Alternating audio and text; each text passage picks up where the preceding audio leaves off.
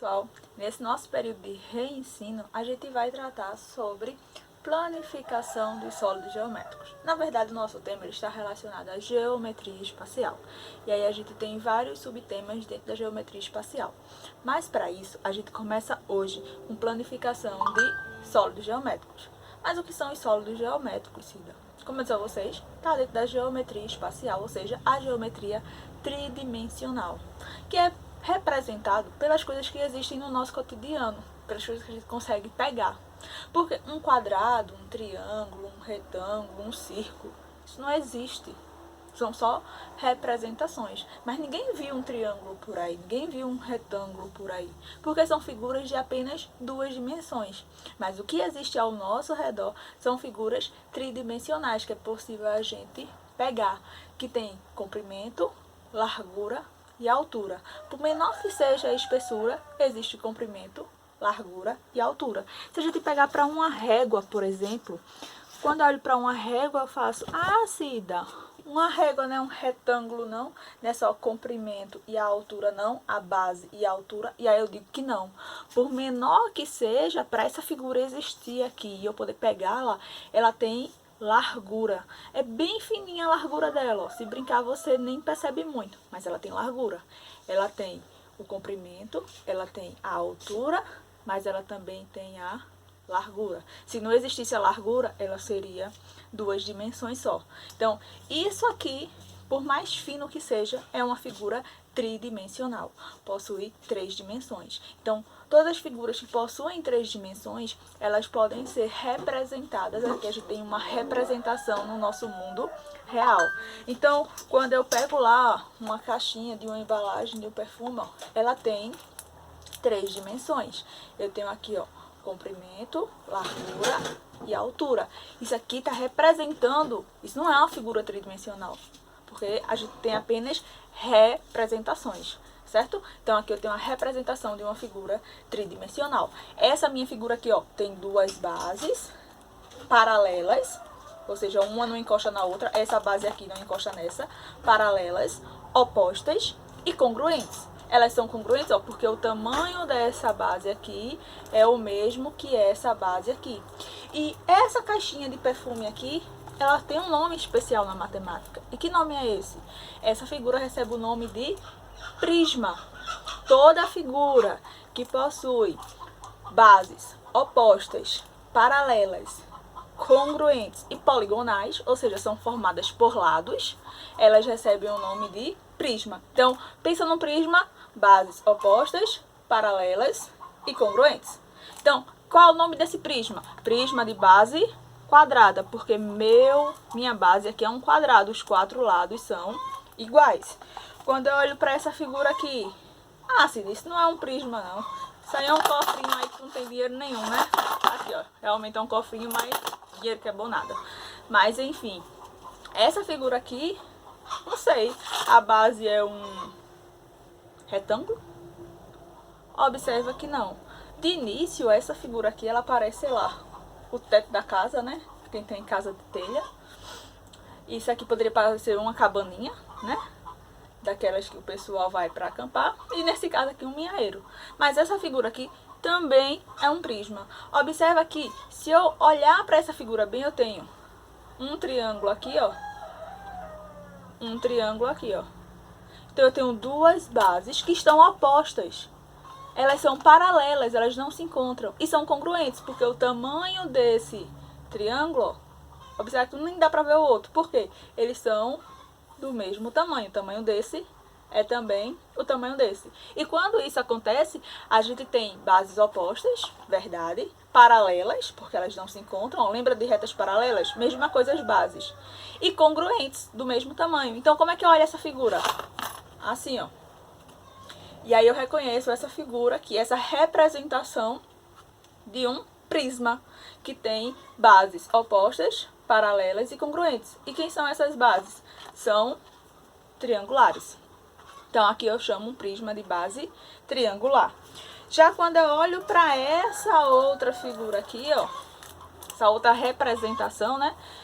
Eu também tenho um prisma, ó, vou olhar assim, vou olhar dessa forma aqui, ó. Duas bases paralelas, opostas e congruentes, certo? Sempre assim. Então, quem é minha base agora? Minha base é um retângulo. Então, essa base é congruente a esta base aqui. As duas são bases retangulares, certo? Então, característica de um prisma: bases opostas, paralelas e congruentes. Então, toda vez que você pensar em prisma, que é que você tem que pensar nas bases opostas, paralelas, congruentes. Congruentes quer dizer iguais, certo? Então, bases opostas, paralelas e congruentes. Então, eu tenho um prisma, se isso aqui acontecer. E minhas bases, elas têm que ser polígonos. Mas por que tu tá falando isso de polígonos? Porque, pessoal, se eu olhar para isso aqui, sair catando as coisas aqui de casa, realmente. Se eu olhar para isso aqui, ó, eu tenho também, ó. Se eu olhar assim, eu não vou ver nenhuma base, né? Mas se eu olhar dessa forma aqui, ó, eu tenho uma base, duas bases paralelas, opostas e também congruentes, ó, porque o tamanho dessa daqui é o mesmo tamanho dessa aqui. Então, paralelas, opostas e congruentes também. Porém, esse daqui não se caracteriza como sendo um prisma, porque suas bases, elas são, ó, circulares e não poligonais. As bases poligonais são bases que são formadas por lados. Tem lados, é um triângulo, é um quadrado, é um retângulo, é um heptágono, é um octógono, é um hexágono, certo? E aí, prismas, bases poligonais.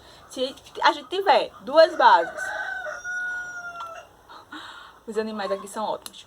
Se a gente tiver duas bases paralelas, opostas e congruentes, e essa base for um círculo, a gente vai ter um cilindro. Isso mesmo.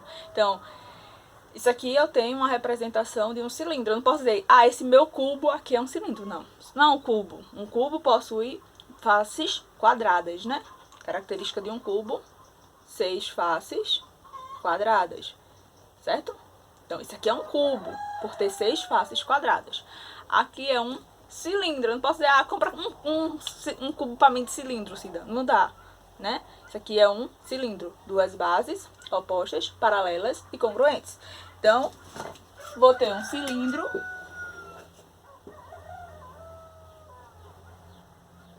também se as bases forem paralelas, consequentemente elas são opostas, e aí elas precisam ser congruentes. Ou seja, e se for diferente, aí já vai ser outra coisa, certo? Lembrando que essa base aqui, ela precisa ser um círculo, certo? Ah, se tiver duas bases paralelas, opostas e também os diferentes, aí já vai ser uma outra coisa, tranquilo?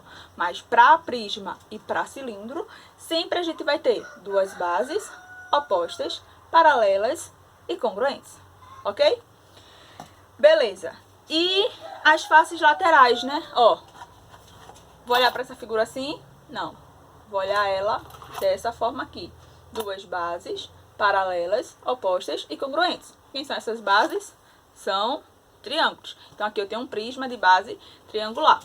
Ok. Qual é a característica ainda desse prisma aqui? As faces laterais, ó. Eu não tenho um triângulo na minha base, então quer dizer que a minha face lateral vai ser composta por 3 lados, ó. Primeiro lado, segundo lado e terceiro lado. 3 faces laterais e elas sempre serão retangulares, ok? Então, se é um prisma de base triangular, eu vou ter 3 lados.